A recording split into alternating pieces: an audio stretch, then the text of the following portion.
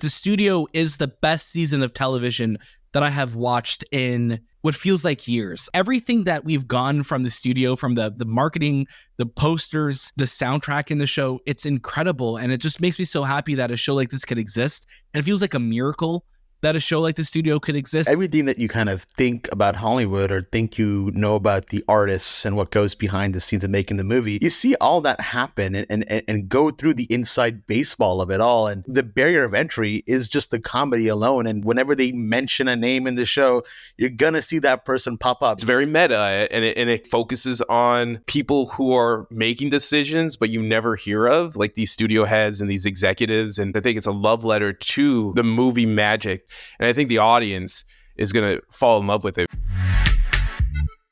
Hello and welcome to the movie podcast review of The Studio.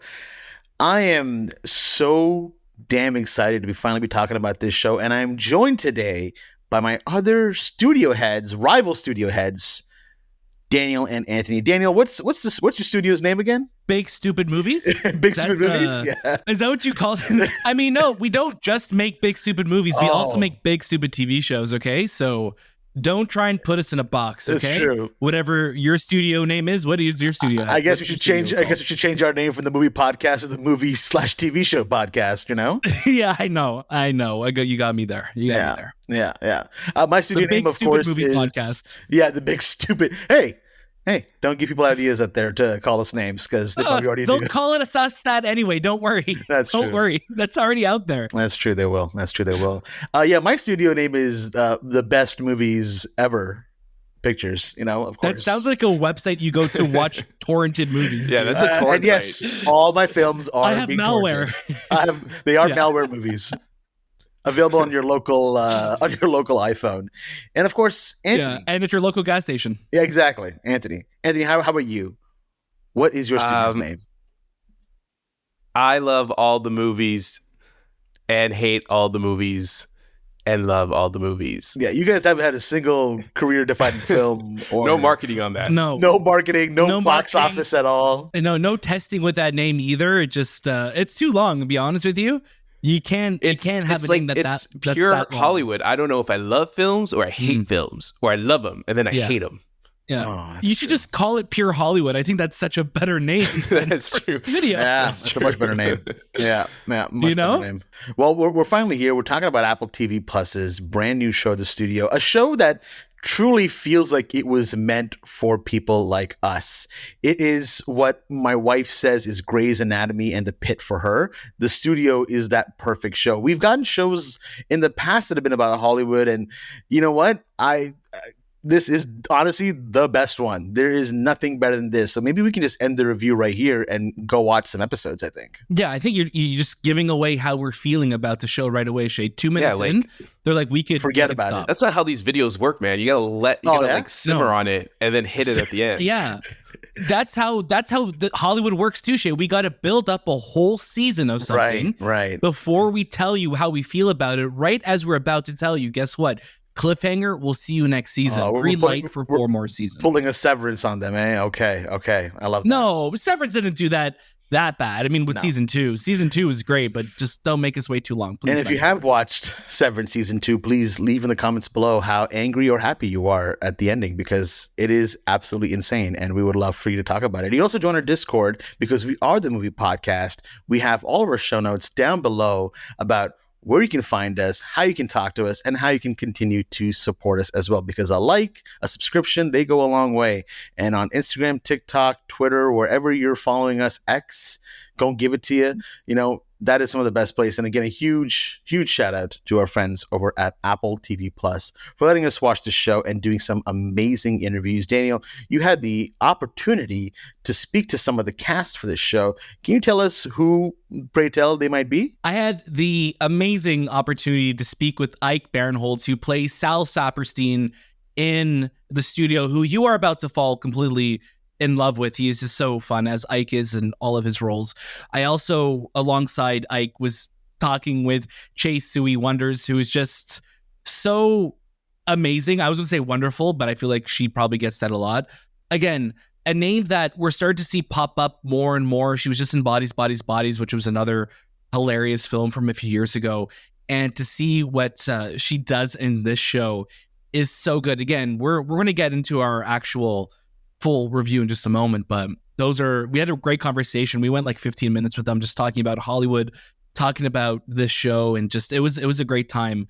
But that's not all though, Shay. What else do we have coming up for the good viewers, or it could be out by the time you're listening to this? Time is a weird thing. Time is a weird thing. Yes, we have the amazing opportunity to go to the LA premiere of The Studio as well and talk to some of these amazing people on the carpet.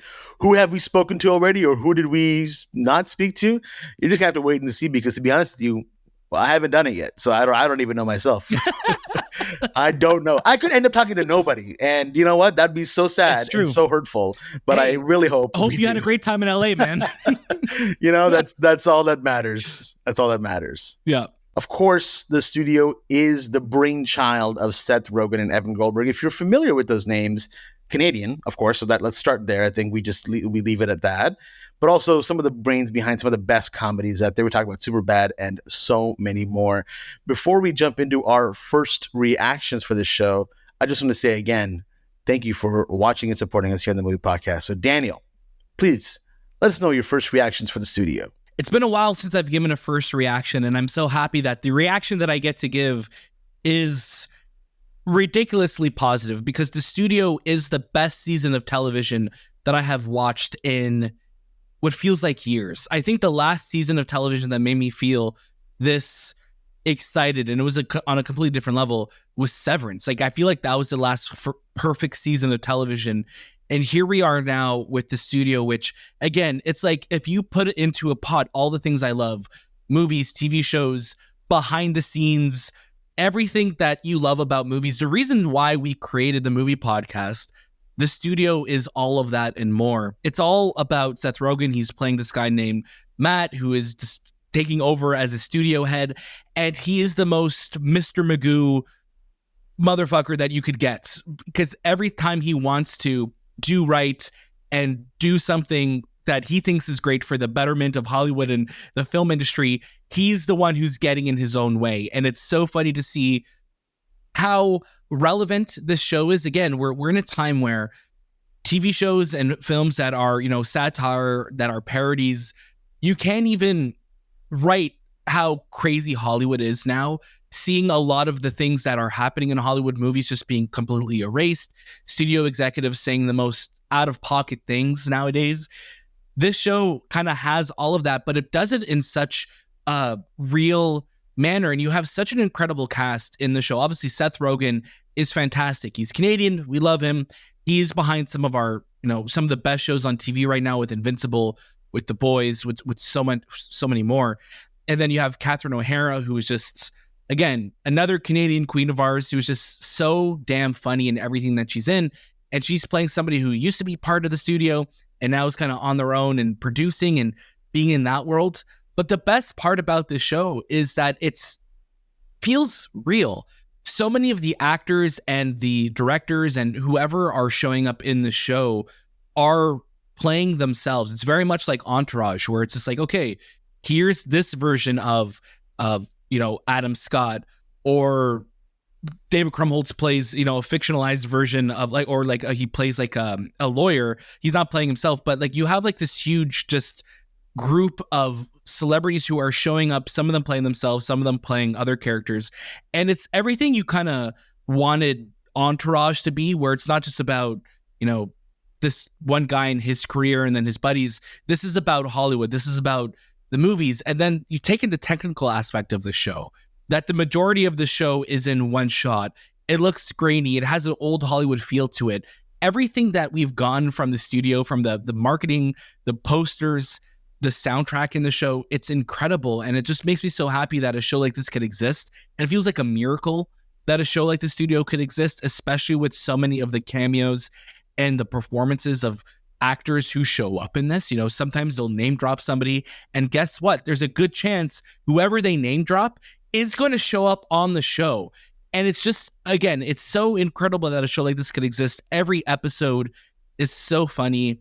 It gets really intense, but it really is some of the best damn television that you will watch this year, and it just I'm just in awe of it. When you talk about the old-timey feel of making a movie, Daniel, I keep thinking about that episode with Sarah Polley where they're doing this sequence where it's this one take, the wonder, but there's this shot where you follow the characters to a car and you can see like you could feel the camera being attached, but it felt like something out of what it would look like if we were not always perfect with a shot back in the 60s or 70s, but it just fit right, and it continued to shine. And it was so beautiful because when you talk about like the technical aspects of making this series, I think it's a love letter to the movie magic that we kind of lost with a lot of the CG, where that's still magic, but we know it's a computer,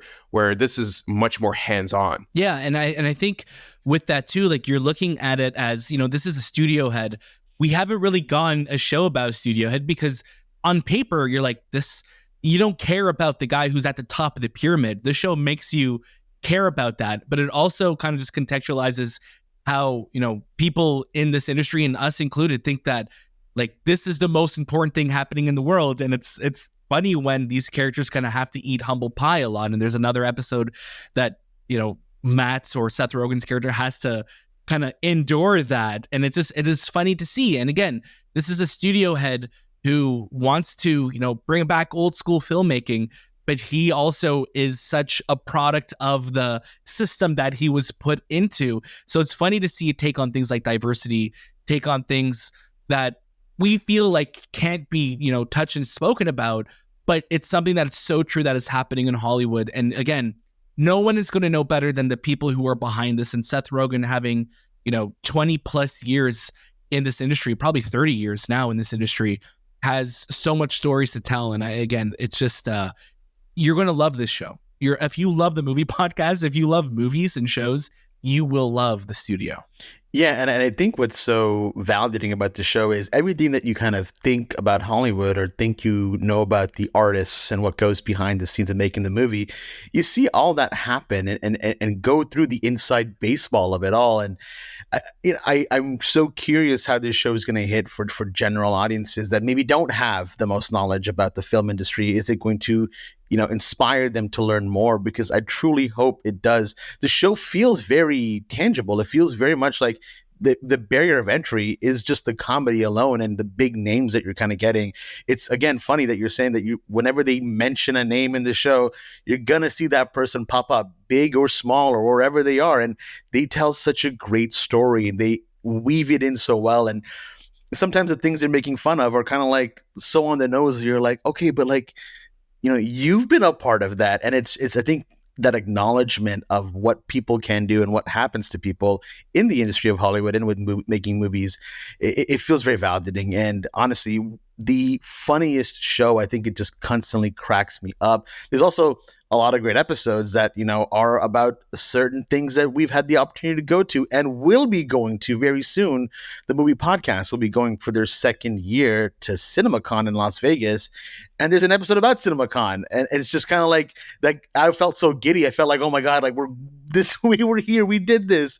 And to see that validation, to see where it's all coming from, I just, what a show. And Seth Rogen is that perfect character to lead us through it because he can take it on the chin and handle it so well. That's and I'm glad you brought that up, Shay, because I was also thinking about how is this show going to land for general audiences, because so much of this show is inside baseball. And I mentioned Entourage earlier. Entourage's intro for general audiences was giving general audiences a taste of what Hollywood is like from the side of being a celebrity. So going to those parties, the sex, the drugs, the alcohol, all of that you would get in Entourage. This is very different. This is from the side of the industry where it's controlling of what we're going to be watching, what's going to be made. So it's a very different entry point. So it's going to be really interesting to see how people, I guess, align with that, or not just even align with it, find interest in, because so much of this, like we were saying, is stuff that we get because we talk about the news every single week. We're constantly in this world, so we get the inside baseball, the inside Hollywood of it. So is that inside Hollywood going to be enough to also have the general audiences in? I think it comes down to storytelling, because I felt like when I was watching it, I could see myself, if I wasn't in my position, that I would enjoy the story, because each episode it feels bottled, but this still continues. And I think the comedy and the characters and the performances really drive that whole series.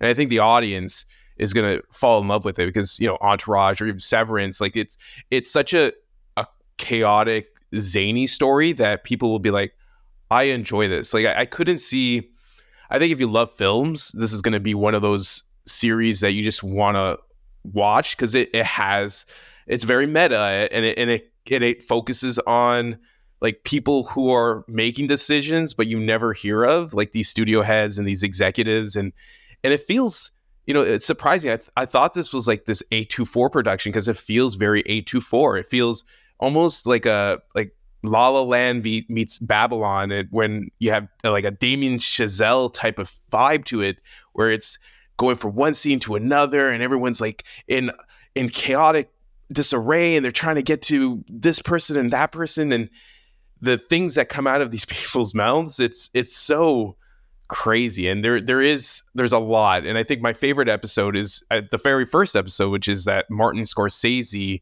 Kool-Aid episode. When you watch it, you'll laugh, because it is so, well, inside baseball, but it has a love letter to cinema, and it also has a love letter to Martin Scorsese, and he's the best. He's the best, and I think a lot of people in our generation love him. I think Gen Z loves him, so I think having him in that first episode really pushes the rest of the series.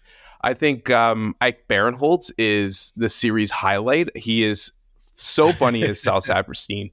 I'm actually, it's so amazing to see this guy who started on Mad TV is now in this series. Oh my God. And just like, growing. Amazing. Yeah, like it's fantastic to see someone who just really wants to be there. And I think a lot of the cameos that show up in the series, I don't even consider them cameos. I feel like they're just supporting cast, because a lot of them 100%. Continue throughout the series. Because it all feels like it's part of this world, right? Everything feels real. This doesn't feel like a fictionalized version of Hollywood. This feels like what Hollywood is today. So we're getting names, like you're getting name drops that you're like, oh, like I wasn't expecting them to. Oh my God, the director of Smile 2. Parker Finn, you know, Parker Finn. He shows up. Coralie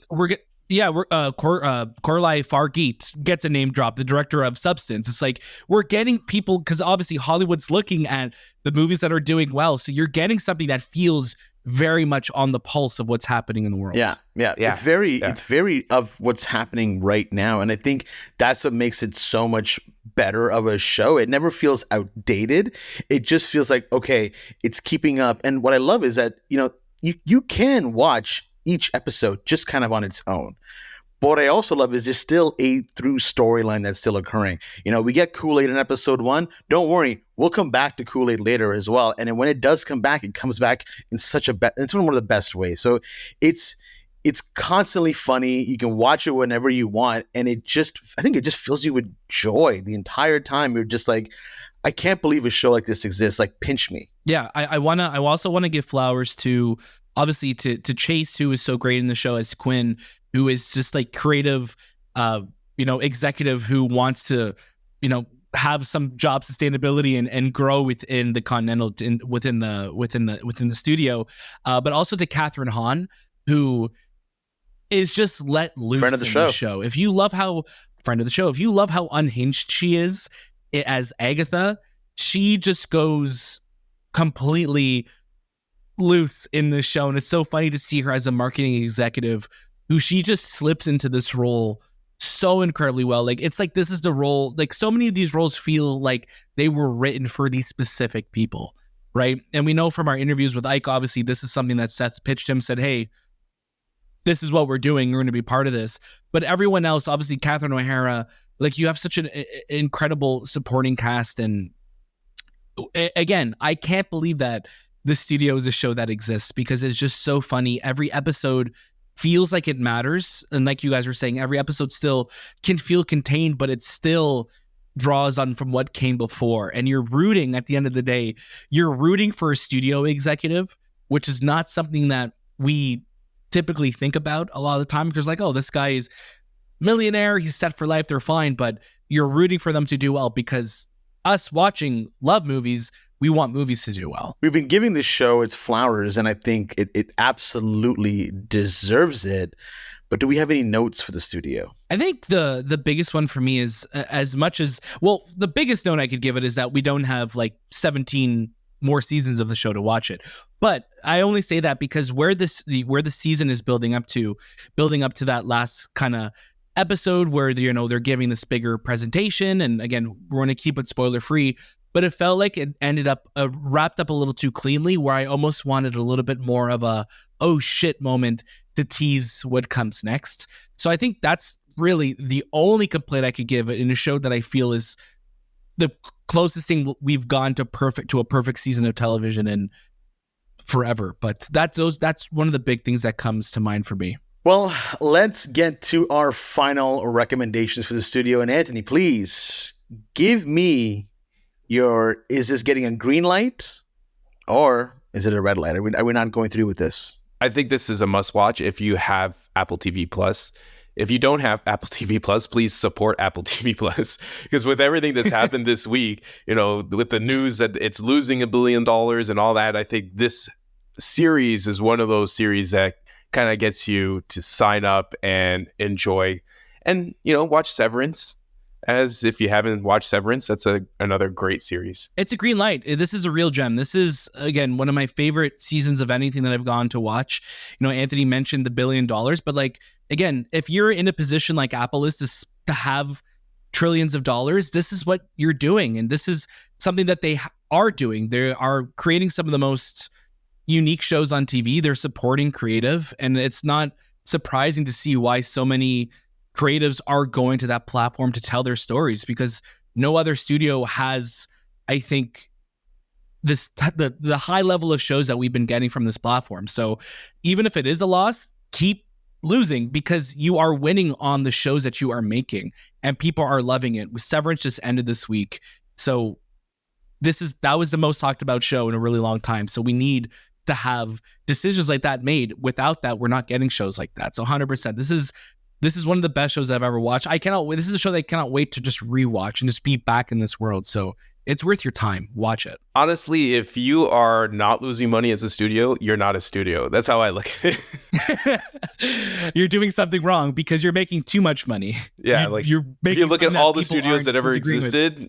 No one really makes money. That's how Hollywood works, right? It's just this roundabout of money energy. Absolutely. Yeah. But again, like, if you're not spending money on creative, then what are you doing? Support it. Support creative. For sure. And for myself, I would say the same thing. It is a must watch, the best show out there right now. It is hilarious. And if you weren't into movies before, but you're listening to our show, thank you.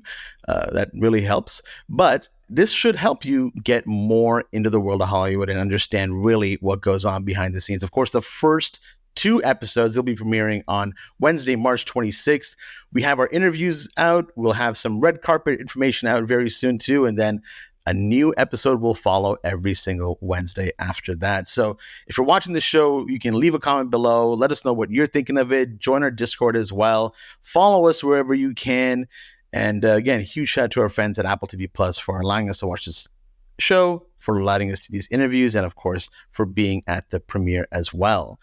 That was This Time with the Movie Podcast. We'll see you next.